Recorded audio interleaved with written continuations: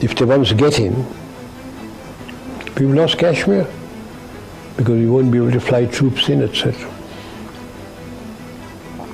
So he looked at Nehru, and Nehru talked and all, until Sardar Patel lost his temper.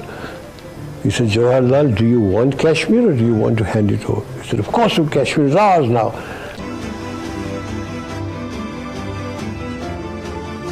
In 1947, the British Empire decided that they had achieved their life's work. Confusion. After centuries of divide and rule, they passed the Indian Independence Act on July 18, 1947 to prepare for their grand exit. British suzerainty was terminated over the princely states and allowed the rulers to freely decide whether they want to accede to either nations or remain independent now that they had full sovereignty. And so on 15th August 1947, India and Pakistan were born with 565 princely states in between, preparing to decide which side to join. Among them was Jammu and Kashmir, a princely state larger than present-day England. The pre-partition Jammu and Kashmir covered an area that was approximately 84,471 square miles. With a 40 lakh population, it had 5 main regions. Jammu, which was the Dogra heartland, the Kashmir Valley, Ladakh, Gilgit-Baltistan, Aksai Chin, Poonch and Mirpur areas. The ruler Maharaja Hari Singh discovered that the only thing harder than ruling a state is choosing a nation. He wished to remain independent, but what he did do was sign a standstill agreement with Pakistan on August 15, 1947, which meant that trade, travel and communication would go on as usual. However, unrest soon followed. Pakistan violated the standstill agreement and launched Operation Gulmarg, an operation where about 20,000 Pashtun tribesmen from Pakistan's northwest frontier invaded Kashmir on 21st October 1947. Facing invasion and security threat, the Maharajas sought military aid from India. However, there was a catch. The Indian military would intervene after the Maharaja formally acceded to India.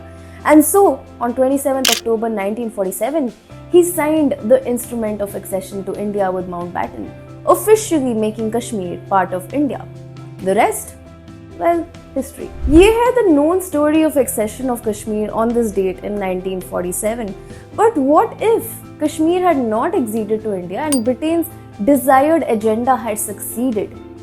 Wait up, there was a British agenda? Yes, that's right, the British wanted Kashmir to be a part of Pakistan. Why, you ask? Well, let's answer that for you. And before we move ahead, go ahead and hit that subscribe button to keep up with your democracy darshan. Now, most of us don't know this, but the British had few major reasons for interest in Kashmir's accession to Pakistan.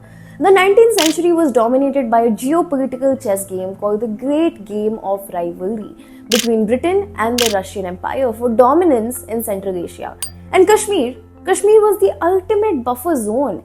It sat right between British India, Russian territories, Northwest Frontier Province, China and Afghanistan. Control Kashmir and you control the gateway to the subcontinent.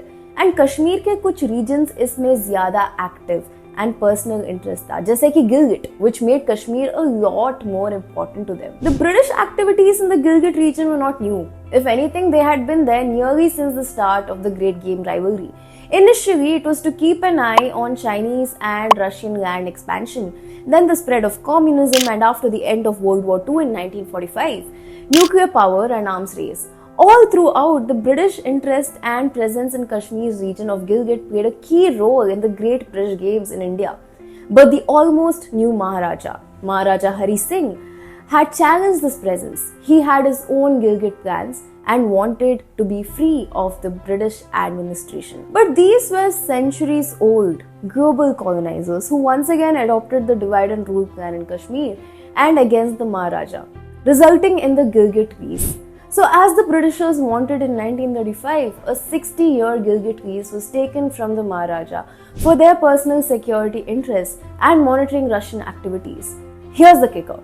The lease was supposed to last until 1995. The British had no plans to leave, but in 1947 they did leave. And Gilgit, well, it was conveniently handed over to Pakistan after the Gilgit Scout Rebellion was orchestrated by Major William Brown, a British officer against the Maharaja. Because guess what? The Brits knew that an independent India and an independent Kashmir wasn't going to allow this. So this was them breaking one key part of Kashmir for their own interests. However, there were two other reasons apart from the Gilgit factor as to why the British wanted Kashmir to be a part of Pakistan. Firstly, Britain wanted to be cautious not to alienate the Muslims of West Asia. By 1947, the Palestine issue had already emerged and Britain could not afford to jeopardize another major project, the creation of Pakistan. Aware of the deep emotional connection Indian Muslims felt towards Palestine and the idea of Pakistan, Britain recognized that antagonizing Muslim sentiment across the region could threaten its long-term strategic interests. Furthermore, leaning towards Pakistan offered Britain a chance to maintain influence over crucial bases, ports and airfields for its national interests in this Cold War era. Secondly, there was another force at play in the British agenda. Lord Mountbatten himself, the last Viceroy of India, the man overseeing the partition. His loyalty was always to the British crown, but India's independence had become a matter of personal pride for him, a strange duality. Before the crisis, Mountbatten personally pressured the Maharaja to accede to Pakistan. Why? Because he believed Kashmir was essential for Pakistan's survival. A Muslim majority state with abundant water resources, the Jhelum, the chain of rivers that could power Pakistan's agriculture and industry. Without Kashmir, he feared Pakistan would fail. And when the Maharaja chose India instead, Mountbatten was livid. He called the Maharaja a bloody fool. In his own words, West Pakistan was something else. I wanted it to work, I wanted it to be viable. After all, I was responsible for it. I wanted Kashmir with them. I didn't want to muck up my own creation, for God's sake. Let that sink in.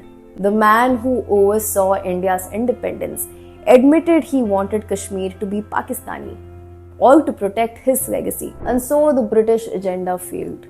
Mountbatten's creation idea couldn't strong-arm history, and the Maharaja's signature on October 27, 1947, was a decision that gave Kashmir a future, a democratic, pluralistic future within Bharat, though with Pakistan till date trying to make it not a part of Bharat. To them, keep dreaming. Kashmir is India, India is Kashmir, Kashmir chose India legally, and both Kashmir and India have stood by that choice for 78 years. Thank you for watching.